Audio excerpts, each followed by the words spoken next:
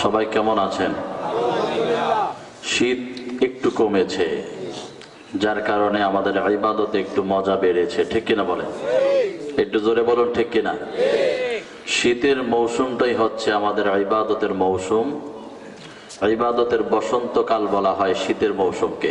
কনকনে কনকনে শীত যখন হয়, যখন আবার একটু শীতের তীব্রতা বেশি বাড়ে, তখন ইবাদতে একটু মজা কমে যায়। কারণ শুধু একটাই, রাতের বেলার তাহাজ্জুদ গুলো উঠতে তখন একটু শয়তান আমাদের উপর প্রভাবশালী হয়ে যায়, ঠিক কিনা বলেন?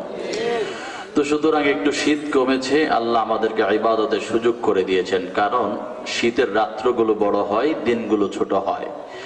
আর আল্লাহর প্রেমিক যারা রাতের বেলায় আল্লাহকে বেশি ডাকে, সুবহানাল্লাহ বলেন। একটু জোরে সুবহানাল্লাহ।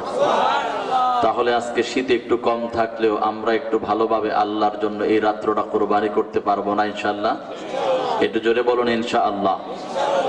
আলহামদুলিল্লাহ, আলহামদুলিল্লাহি রাব্বিল আলামিন, খালিকিস সামাওয়াতি ওয়াল আরদিন, والصلاة والسلام على من كان نبيا وآدم، من كان نبيا وآدم بين الروح والجسد. وقال أيضا من كان نبيا وآدم بين الماء والتين. وعلى آله وأصحابه وأزواجه وذرياته وأهل بيته وأهل سنته وعلماء ملته أجمعين، الذي